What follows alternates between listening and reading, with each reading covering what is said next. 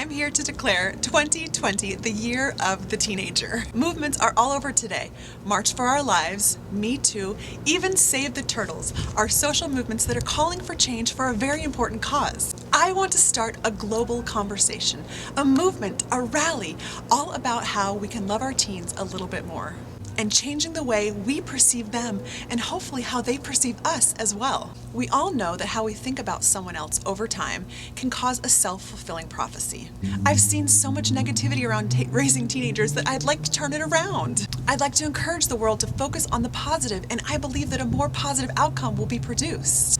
We were all teenagers once. We know how hard it was. Let's help smooth that transitional time for them by changing our behavior towards them. Let's be the adult. Show more compassion. Stop the insults. Yes, raising teens can be gut-wrenching, isolating, stressful.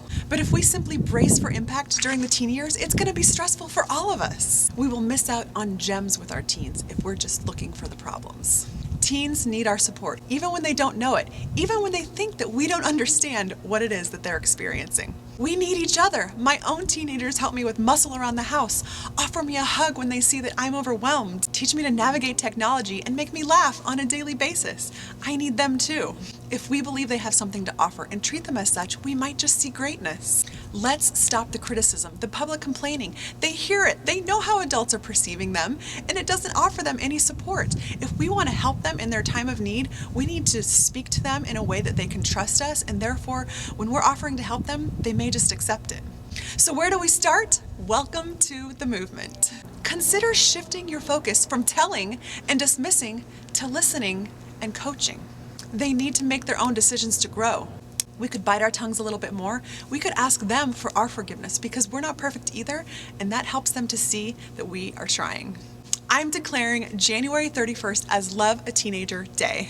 But that's just the beginning. It will kick off a reformation for the entire year, where the last day of every month, I'm going to offer a little prompt to all of you as we strive to love our teens a little bit more. We're going to unlearn some things, relearn some things, and restart the relationship with our teens. I'm inviting you to join the movement. On the last day of each month, I will offer a prompt that will be specific to change, and it may be a little bit challenging. It may stretch you as you accept these challenges and offer this to the teen in your life, that you can have a stronger relationship. If you aren't currently raising a teenager right now, I bet you have a niece or a nephew, a grandchild, a neighbor, or a friend. Mentor a teen and join the movement as well.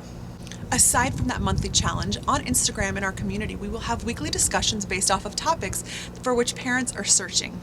I invite you to participate in the discussions, to listen to the podcast episodes, and then go and have a conversation with the teens in your life about what you've learned and grow together. I've often heard this quote: teenagers, expected to act like adults, but still treated like children. We all know that there's still some learning and growing going on, but we don't need to throw it in their face. I like to think of teens as a baby bird. They're ready to fly and spread their wings, but they're still a little bit wobbly. They still have some learning and growing to go.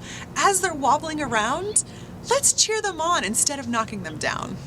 Now, I've made a little t-shirt that I'm going to share with you that I love, and I hope that you will love as well. I really wanted to create a symbol for this movement, something that we could all wear and think about to help promote change, something that would make people be thinking as they read the words on this shirt and think, what is it that I can do different to change the narrative? As we unite together and wear these shirts on the last day of every month throughout the year, we can continue to help promote change and continue this conversation. Hopefully people will ask you about the shirt, but you can just tell them too if they don't already ask. You see? We were all teenagers once. Let's just remember how hard it was for us, and we can help them out a little bit more. Now, in the subtle background of this shirt, in the blue section, are little reminder words that I hope that we can wear on our hearts and think about them. They're little prompts for us to think, such as protect and safeguard and listen and love and preserve. I'm all about preserving the relationship with our teenagers, and by thinking about these words, it can help us do just that. My hope is to get the world thinking. Will you help me? Will you help me make this a global conversation? We can do this by wearing our shirts, by commenting on this post, by tagging your friends, by resharing it onto your pages. Help me get this conversation going so that it's not just me. I can't do this alone. Ask others to join you, to join us in making 2020 the year of the teenager and loving our teens a little bit better. Let's flip the narrative. Let's change the conversation. Instead of fear, trust. Instead of neglect, approval. Instead of denial, a new reality. Join the movement. After all, we were all teenagers once.